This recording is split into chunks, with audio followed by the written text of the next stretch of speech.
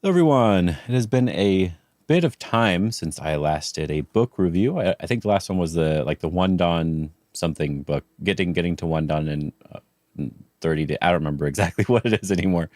The titles elude me, but I remember doing it. This year, I want to try to do more book reviews in general because I really like reading books, and I just haven't really read that many books in the last year. Most of the books that I have been buying lately have all been problem books. So I was actually really happy to see this new book go up called The Theory of Go by, was it Tony Yang and Han Han. Now, actually, if we go over here to Reddit, this is where I found out about the book. They just posted here, new theory-based Go book. And I wasn't expecting to see this, but when you scroll down, the very first comment was, hope Triton will publish a review on this book.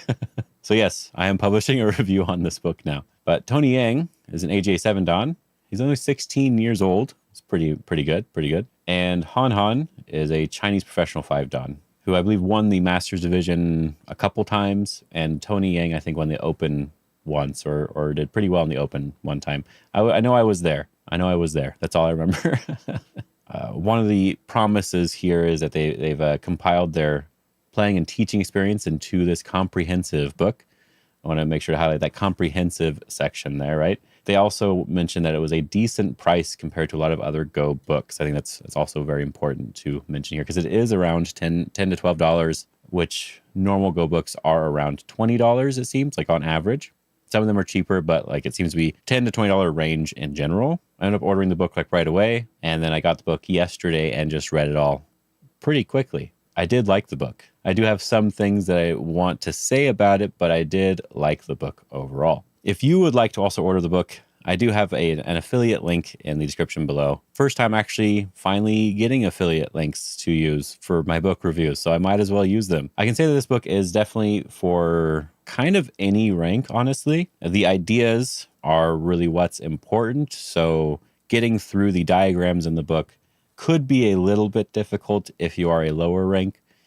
You can always read it again pretty quickly, so I believe this book is good for basically anybody that is interested in the idea. But like I mentioned before, they mentioned it's a comprehensive and low and a very decent price. So I got this nice overhead view, which is really cool. You can see my mouse.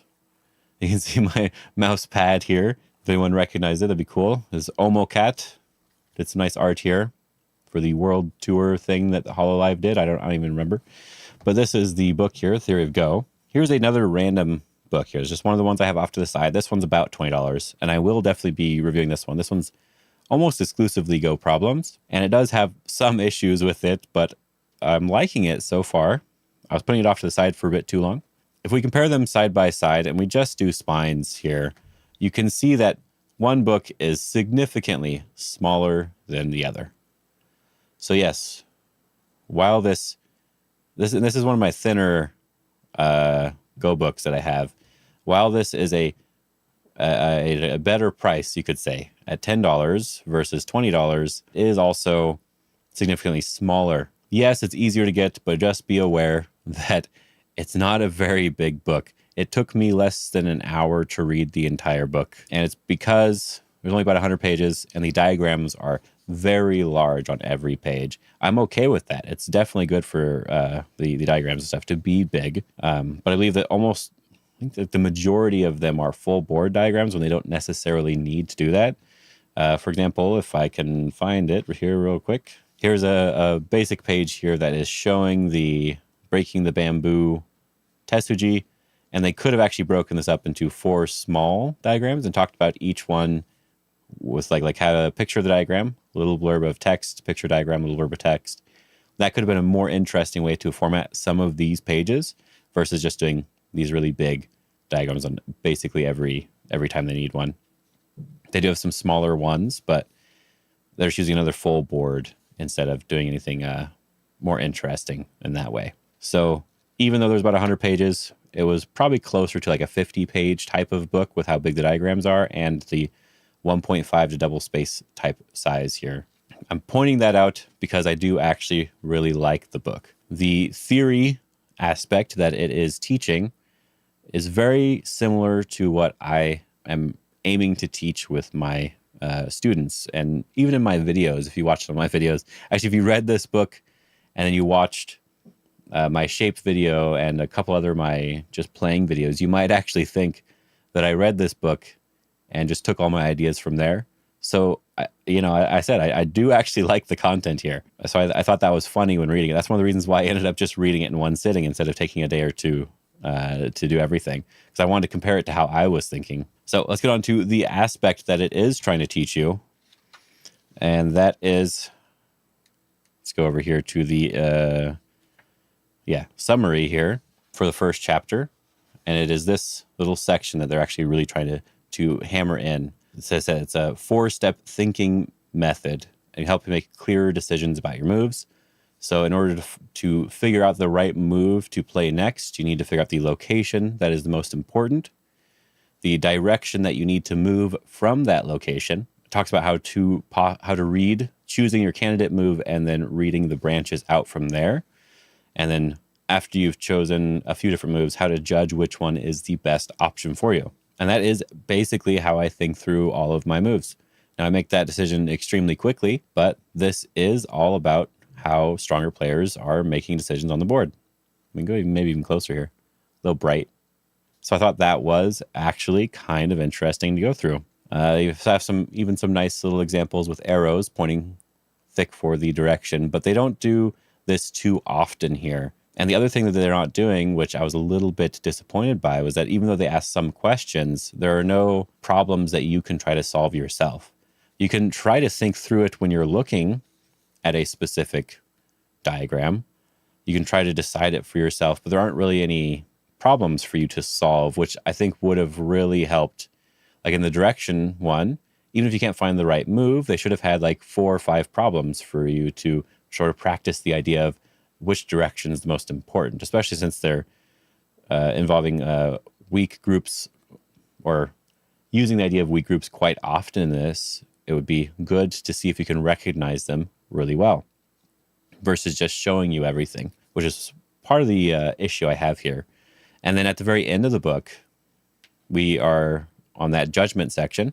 So like the four summarized things that I showed you earlier, that's what the rest of the book is about. It's about each of those individual items and giving you more explanation about them. But then here at the very end, this is the last page of the book, and this is just explaining the last diagram, and then there's nothing else left. A call to action at the end would have been really nice, or even just some example problems that you could look at yourself, but a nice little call to action as in, now that you know this stuff, here's what you need to do every move in your game, or go online and check out random games that are being played on OGS or any Go server. Pause don't let them keep playing. You go back a little bit, decide where each move is supposed to be using this method, right? Some sort of thing that you can follow up on so that you're purposely forcing them to go out and think. Because if you just are relying on somebody to go out into a game and automatically apply this theory that you're trying to show them, if they get distracted at all, it's easy to just forget about what you were supposed to be doing in between each move. So a little bit more of the practical side of things would have been nice with this book.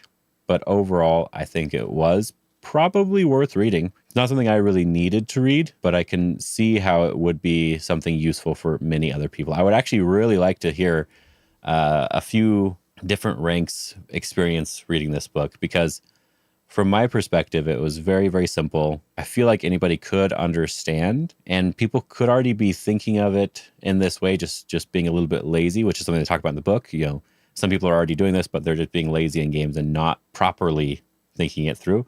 I'm definitely not fitting that description, but it is an interesting topic that they do also discuss here. So I would be interested in seeing some other people's thoughts about this particular book. Would I recommend it to everybody? Honestly, probably yes. Get like the Kindle version, read through it really quickly, because it really won't take too long for an average reader to just read through the book and see what things were surprising to you, right?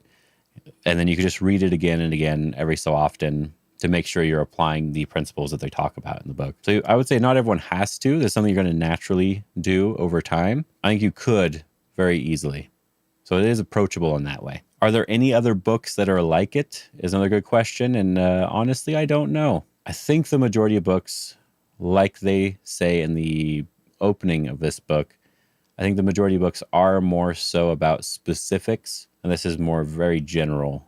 Specifics meaning like, here are the ideas of how to play a proper opening, and it could use this technical theory that they're telling us here. It's focused specifically for the opening, right? So I don't believe anyone else has done anything like this yet. So it does have its own little space, which is nice. So before I end though, let me know if you actually like this setup. I really like being able to have a little overhead camera here to look over some things. I have to unplug it and move it every single time I'm done making these videos, but that's not that big of a deal, honestly. Anyway, so I hope you enjoyed this. Let me know if you like the new format here, and let me know what books you are interested in seeing. I hope you guys are having a good day and have fun.